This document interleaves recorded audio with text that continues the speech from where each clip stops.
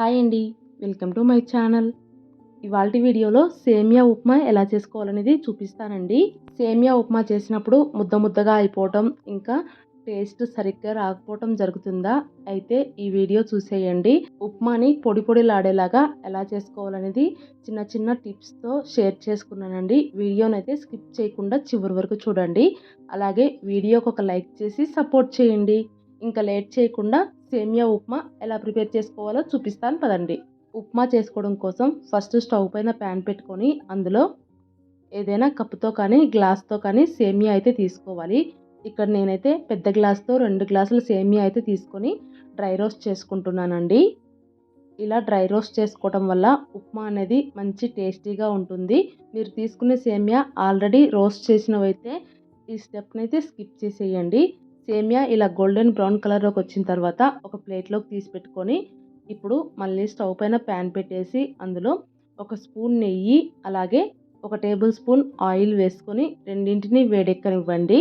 తర్వాత ఆవాలు, జీలకర్ర, శనగపప్పు అలాగే ఒక టేబుల్ స్పూన్ పల్లీలు వేసుకొని అన్నింటినీ లైట్గా ఫ్రై అవ్వనివ్వండి. పల్లీలు లైట్గా చిటపటలాడిన తర్వాత కొద్దిగా జీడిపప్పు కూడా వేసి వాటిని కూడా ఫ్రై అవ్వనివ్వండి. మంటని లో ఫ్లేమ్లో పెట్టేసి వాటన్నింటినీ బాగా ఫ్రై చేసుకుంటూనే ఇంకొక స్టవ్ పైన గిన్నెలోకి ఏ గ్లాస్తో అయితే సేమియా తీసుకున్నామో అదే గ్లాస్తో ఒక్కొక్క గ్లాస్ సేమియాకి 1.5 గ్లాసు ఎసరు వేసుకోవాలి. ఇక్కడ నేను మొత్తం 2 గ్లాసులు సేమియా తీసుకున్నాను కాబట్టి 3 గ్లాసుల ఎసరైతే తీసుకున్నానండి. ఇప్పుడు ఆ నీళ్ళని స్టవ్ పైన పెట్టేసి మరగనివ్వాలి. అలాగే పప్పుల్ని కూడా మధ్య మధ్యలో కలుపుకుంటూ పప్పులన్నీ కూడా ఇలా లైట్గా కలర్ చేంజ్ అయిన తర్వాత సన్నగా కట్ చేసి పెట్టుకున్న ఒక ఉల్లిపాయ, 2 పచ్చిమిరపకాయలు ఇంకా కొద్దిగా అల్లాన్ని తురుముకొని వేసుకోండి. ఉల్లిపాయ, పచ్చిమిరపకాయని ఆయిల్లో లైట్గా మగ్గనివ్వాలి. ఇవి మగ్గేలోపు మరుగుతున్న నీళ్ళల్లో ఒక స్పూన్ ఉప్పు కూడా వేసి నీళ్ళని ఇంకా బాగా మరగనివ్వండి. ఈలోపు ఉల్లిపాయ అయితే లైట్గా మెత్తబడిపోతుంది. ఇప్పుడు అందులో సన్నగా కట్ చేసి పెట్టుకున్న క్యారెట్ ఇంకా బీన్స్ వేసుకొని వాటిని కూడా కొద్దిసేపు ఫ్రై చేసేసుకోవాలి.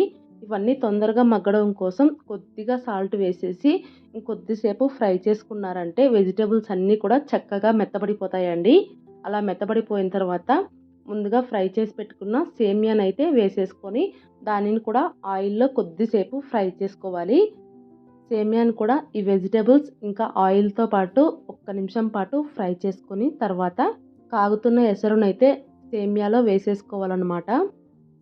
మీకు సేమియా ఉప్మా మరీ డ్రైగా కావాలంటే కనుక ఒక గ్లాస్ సేమియాకి 1.5 గ్లాస్ వేసుకున్నా సరిపోతుంది.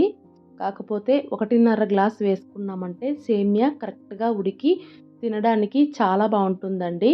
అదే 1.5 గ్లాస్ వేసుకున్నామంటే కొద్దిగా పలుకుండే ఛాన్సెస్ ఉంటుందన్నమాట. ఎసరు మొత్తం వేసుకున్న తర్వాత మధ్య మధ్యలో కలుపుకుంటూ సేమియానైతే బాగా ఉడకనివ్వాలి. కొద్దిసేపటికి సేమియా నీళ్ళ మొత్తాన్ని పీల్చేసుకొని ఇలా దగ్గరికి వచ్చేస్తుంది. ఈ టైంలో మంటని సిమ్లో పెట్టేసి మధ్య మధ్యలో కలుపుకుంటూ తేమ మొత్తం ఎగిరిపోయేంత వరకు మగ్గించుకున్నారంటే సేమియా ఉప్మా అయితే రెడీ అయిపోతుంది. సేమియా ఉప్మా ఇలా వేడిగా ఉన్నప్పుడు కాస్త తేమగానే ఉంటుందండి. అది చల్లారే కొద్దీ పర్ఫెక్ట్గా పొడి పొడిలాడుతూ వస్తుందన్నమాట. సో ఈ టైంలో దించేసుకొని చల్లారబెట్టుకున్నారంటే ఇలా పొడి పొడిలాడుతూ చక్కగా వస్తుంది. చూసారు కదా సేమియా ఉప్మా ఎంత బాగా వచ్చిందో. టేస్ట్ కూడా చాలా చాలా బాగుంటుందండి. ఒక్కొక్కసారి ఇంట్లో ఏం బ్రేక్ఫాస్ట్ చేయాలో అర్థం కాదు కదా, అలాంటప్పుడు ఇలా సేమియాతో ఉప్మా చేసి చూడండి.